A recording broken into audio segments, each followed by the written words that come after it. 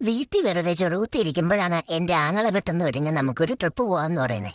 അത് കേൾക്കാൻ നോക്കിയിരുന്ന ഞാൻ പിന്നൊന്നും നോക്കിയില്ല. ചടവിടയെന്ന് ഒരുങ്ങി ഞാൻ ഇറങ്ങിട്ടോ. എങ്ങോട്ടാ എന്താന്ന് ചോദിച്ച നീ വരണ്ട വീട്ടിലിരുന്നോളാൻ പറയും. അങ്ങനെ കൊണ്ടുപോവാതെ പോയ ചരിത്രമുണ്ട് കേട്ടോ. അതുകൊണ്ട് ഞാനൊന്നും ചോദിക്കാൻ പോയില്ല. വണ്ടി വെച്ചാണ് മല കയറാനാണ് പോകുന്നതെന്ന് ഞാൻ അറിയുന്നേ. അപ്പോഴേ ഞാൻ ചേട്ടയോട് ചോദിച്ചു, ഇതെന്നെ കൊണ്ട് പറ്റുന്ന പണിയാണോന്നും. പിന്നെ എല്ലാവരുടെയും ലൈഫിൽ കാണുമല്ലോ നമ്മളെ മോട്ടിവേറ്റ് ചെയ്ത് ഓരോന്നും ചെയ്യിക്കുന്ന ഒരാള്. അതുപോലെ എന്റെ ലൈഫിലും ഉണ്ട് എന്നെ മോട്ടിവേറ്റ് ചെയ്ത് ചെയ്യാൻ പറ്റാത്തത് പോലും ചെയ്യിക്കുന്ന ഒരാള്, എന്റെ ആങ്ങള. പുള്ളി പറഞ്ഞാൽ പിന്നെ അപ്പീലില്ലല്ലോ. അവർ ഈ കാഴ്ചയൊക്കെ കണ്ടു നിന്നപ്പോഴും എന്റെ ആദ്യം മുഴുവൻ ഞാൻ എങ്ങനെ ഈ മല കയറുമെന്ന് ഓർത്തായിരുന്നു. അങ്ങനെ രണ്ടും കൽപ്പിച്ച് ഞങ്ങൾ മല കയറാൻ ആരംഭിച്ചു. ആദ്യം നിരന്ന സ്ഥലമായോണ്ട് എനിക്കങ്ങനെ പ്രത്യേകിച്ച് പ്രശ്നമൊന്നും തോന്നിയില്ല. പക്ഷെ പോയ കയറ്റം കൂടിയൊന്നും അതിനനുസരിച്ച് എന്റെ കിതപ്പും.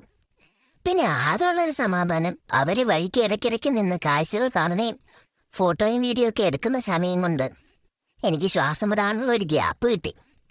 ഇടയ്ക്ക് വഴി വെച്ച് ട്രിപ്പ് അടിക്കണം ജീപ്പ് കണ്ടപ്പം ഞാൻ ചേട്ടായോട് ചോദിച്ചു, നമുക്ക് ജീപ്പിനെങ്കിലും പോയാലോ എന്ന്. പക്ഷെ ചേട്ടായി പറഞ്ഞു ട്രിപ്പിന്റെ മൂഡ് പോകും, നമുക്ക് ഈ കാഴ്ചകളൊക്കെ കണ്ട് പയ്യെ കയറിപ്പോവാന്ന്. അതുമല്ല എന്നെ കൊണ്ട് ഇങ്കേറ്റൊക്കെ കയറാൻ പറ്റുമെന്നും പറഞ്ഞ് എന്നെ കൂടുതൽ മോട്ടിവേറ്റ് ചെയ്തു. അവർ ഞാനങ്ങ് വീണു. അങ്ങനെ ഞങ്ങൾ ഈ കാഴ്ചകളൊക്കെ കണ്ട് അങ്ങനെ വീഡിയോയും ഫോട്ടോസും ഒക്കെ എടുത്തെടുത്ത് പയ്യെ കയറാൻ പോകും. പിന്നെ എവിടെ പോയാലും മെയിൻ ആകാശം കണ്ടു കഴിഞ്ഞാൽ നമുക്കത് വിടാൻ പറ്റൂലല്ലോ. എന്ത് ക്ഷീണം തോന്നിയാലും ഇങ്ങനെ മനോഹരമായ കാഴ്ചകൾ കാണുമ്പോൾ കിട്ടുന്ന എനർജി അത് വേറെ തന്നെയാണ്. ഈ താഴെ കാണുന്ന കുളത്തെ ഇലകൾ വീഴാറ്റില്ലത്രേ. പണ്ഡിതനായ എന്റെ ആങ്ങള പറഞ്ഞത് ഇല വീഴാതെ പിടിച്ചു നിർത്താൻ ആള് നീപ്പണ്ണമ്മ. എനിക്ക് വിശ്വാസം തോന്നിട്ട് ഗൂഗിളിനോട് ചോദിച്ചപ്പോൾ അവര് പറഞ്ഞത് മരങ്ങൾ കുറവായതുകൊണ്ടും കാറ്റ് കൂടുതലായതുകൊണ്ടും ഇലകൾ വീഴാതെ പറന്നു പോകുന്നതാണ്. പിന്നെ ഈ സ്ഥലത്തെക്കുറിച്ച് പല ഐതിഹ്യങ്ങളും നിലവിലുണ്ട് കേട്ടോ. ഈ മനോഹര കാഴ്ചകൾ കാണാനാണ് കേട്ടോ ഇത്രയും ദൂരം കയറ്റം കയറി വന്നത്. സമുദ്രനിരപ്പിൽ നിന്ന് 3200 അടി ഉയരത്തിലാണ് ഈ സ്ഥലം സ്ഥിതി ചെയ്യുന്നത്. അതുപോലെ ഇവിടെ നിന്ന് നോക്കിയാൽ 4-5 ജില്ലകൾ കാണാൻ പറ്റുമെന്നാണ് ഗൂഗിൾ പറയുന്നത്. എനിക്ക് നോക്കിയിട്ടൊന്നും മനസ്സിലായില്ല.